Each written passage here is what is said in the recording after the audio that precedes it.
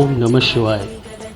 आज हम रवि प्रदोष में श्रीमद् भगवत गीता के 10वें स्कंद के 28वें अध्याय का पठन पाठन करेंगे।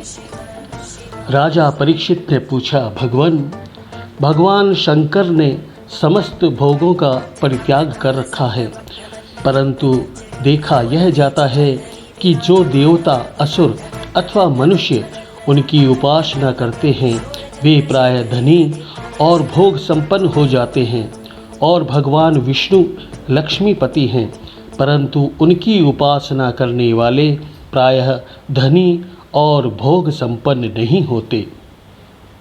दोनों प्रभु त्याग और भोग की दृष्टि से एक दूसरे से विरुद्ध स्वभाव वाले हैं, परंतु उनके उपासकों को उनके स्वरूप के विपरीत फल मिलता है।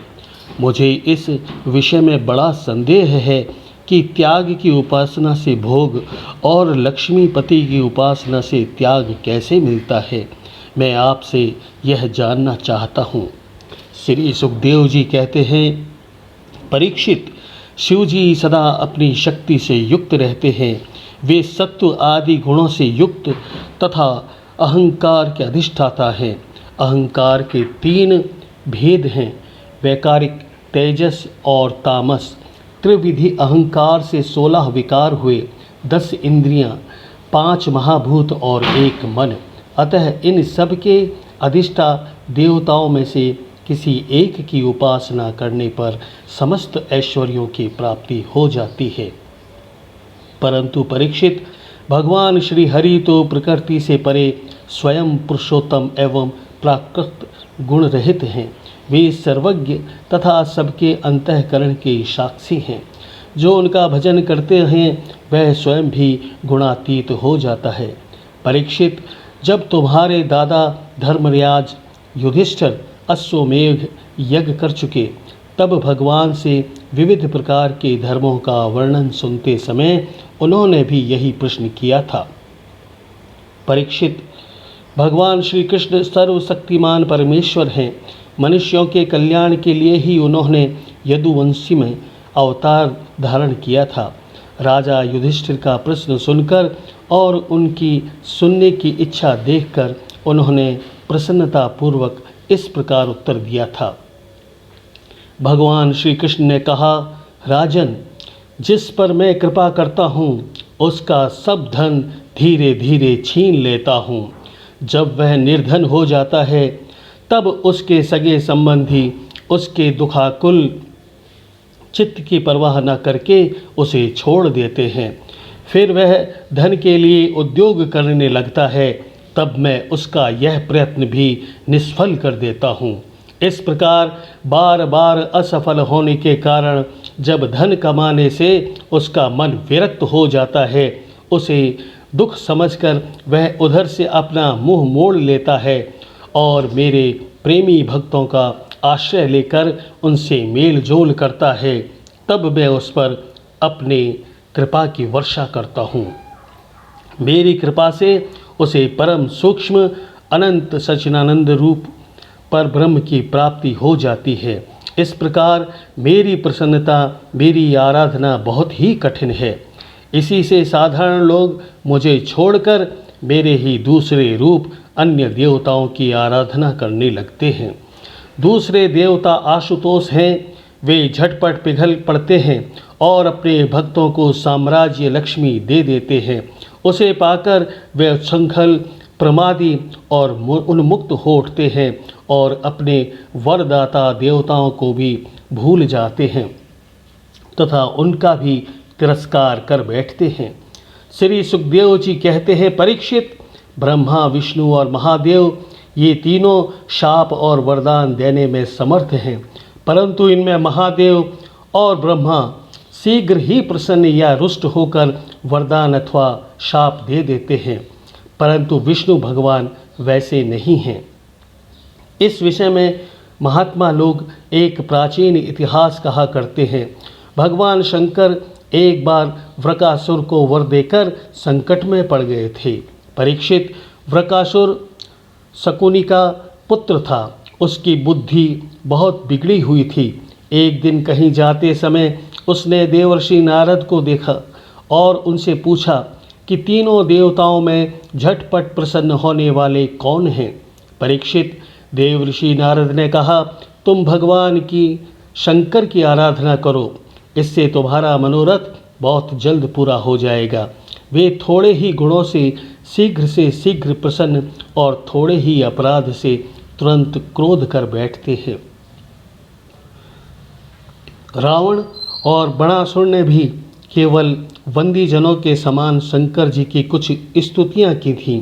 इसी से वे उन पर प्रसन्न हो गए और उन्हें अतुलनीय ऐश्वर्य दे दिया। बाद में रावण के कैलाश उठाने और बाणासुर के नगर की रक्षा का भार लेने से वे उनके लिए संकट में भी पड़ गए थे। नारद जी का उपदेश पाकर वृकासुर केदार क्षेत्र में गया और अग्नि को भगवान शंकर का मुख मानकर अपने शरीर का मांस काट काट कर उसमें हवन करने लगा। इस प्रकार 6 दिन तक उपासना करने पर भी जब उसे भगवान शंकर के दर्शन नहीं हुए तब उसे बड़ा दुख हुआ। 7वें दिन केदार तीर्थ में स्नान करके उसने अपने भीगे बाल वाले मस्तक को कुल्हाड़ी से काटकर हवन करना चाहा। परीक्षित, जैसे जगत में कोई दुखवश आत्महत्या करने जाता है तो हम लोग करुणावश उसे बचा लेते हैं, वैसे ही परम दयालु भगवान शंकर ने वृकासुर के आत्मघात के पहले ही अग्निकुंड से अग्निदेव के समान प्रकट होकर अपने दोनों हाथों से उसके दोनों हाथ पकड़ लिए और गला काटने से रोक दिया। उनका स्पर्श होते ही वृकासुर के अंग ज्यों के त्यों पूर्ण हो गए। भगवान शंकर ने वृकासुर से कहा, प्यारे वृकासुर, बस करो, बहुत हो गया। मैं तुम्हें वर देना चाहता हूँ, तुम मुँह मांगा वर मांग लो। अरे भाई, मैं तो अपने शरणागत भक्तों पर केवल जल चढ़ाने से ही संतुष्ट हो जाया करता हूँ, भला तुम झूठ मूठ अपने शरीर को क्यों पीड़ा दे रहे हो। परीक्षित, अत्यंत पापी वृकासुर ने समस्त प्राणियों को भयभीत करने वाला वह वर मांगा कि मैं जिसके सिर पर हाथ रख दूं वही मर जाए। परीक्षित, उसकी यह याचना सुनकर भगवान रुद्र पहले तो कुछ अनमने से हो गए, फिर हंसकर कह दिया, अच्छा ऐसा ही हो। ऐसा वर देकर उन्होंने मानो सांपों को अमृत पिला दिया। भगवान शंकर के इस प्रकार कह देने पर वृकासुर के मन में यह लालसा हो आई कि मैं पार्वती जी को ही हर लूँ। वह असुर शंकर जी के वर की परीक्षा के लिए उन्हीं के सिर पर हाथ रखने का उद्योग करने लगा। अब तो शंकर जी अपने दिए हुए वरदान से ही भयभीत हो गए। वह उनका पीछा करने लगा और वे उससे डरकर कांपते हुए भागने लगे। वे पृथ्वी, स्वर्ग और चारों दिशाओं के अंत तक दौड़ते गए, परंतु फिर भी उसे पीछा करते देखकर उत्तर की ओर बढ़े। बड़े बड़े देवता इस संकट को टालने का कोई उपाय न देखकर चुप रह गए। अंत में वे प्राकृतिक अंधकार से परे परम प्रकाशमय बैकुंठ लोक में गए। बैकुंठ में स्वयं भगवान नारायण निवास करते हैं। एकमात्र वे ही उन सन्यासियों की परम गति हैं जो सारे जगत को अभयदान करके शांत भाव से स्थित हो गए हैं। बैकुंठ में जाकर जीव को फिर लौटना नहीं पड़ता। भक्त भयहारी भगवान ने देखा कि शंकर जी तो बड़े संकट में पड़े हुए हैं, तब वे अपनी योग माया से ब्रह्मचारी बनकर दूर से ही धीरे धीरे वृकासुर की ओर आने लगे।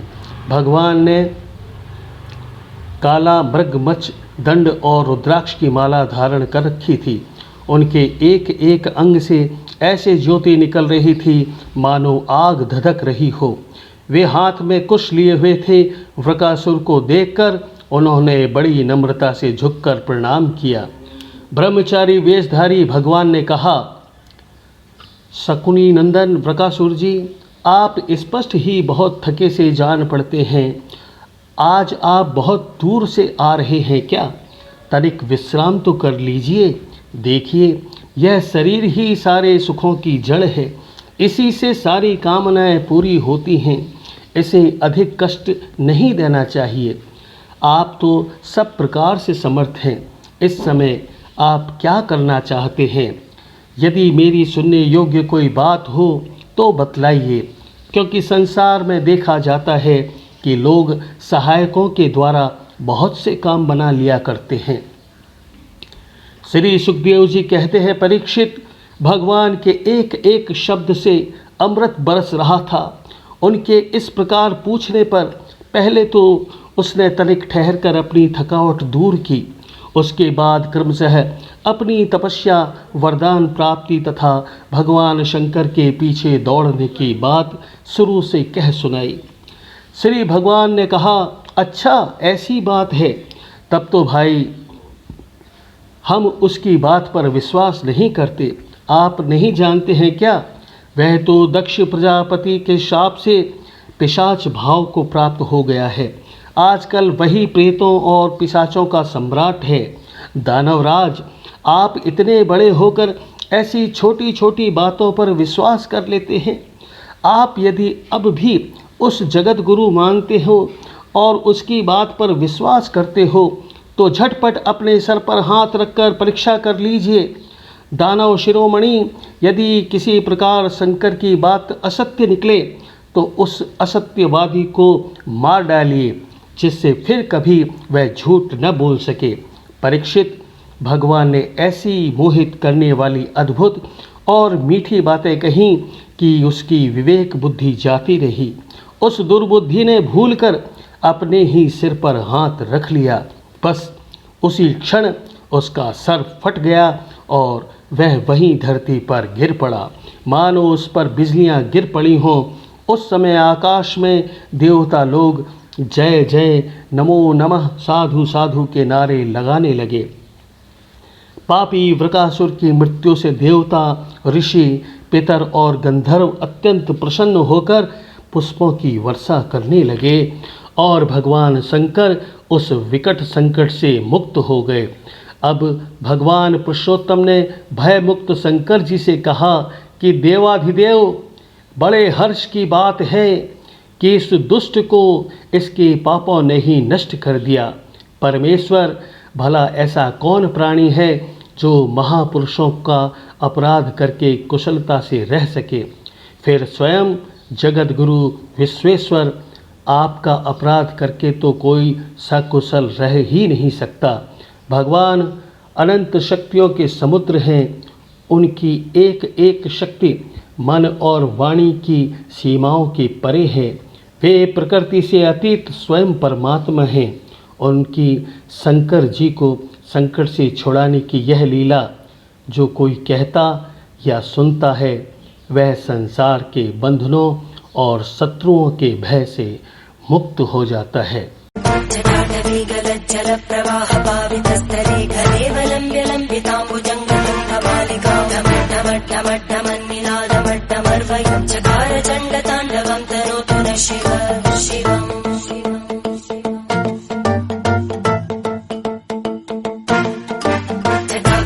संभ्रमभ्रमन्निलिम्पनिर्जरी विरोलवीचि वल्लरी विराजमानमूर्धनि जगज्जगज्जगज्ज्वलल्ल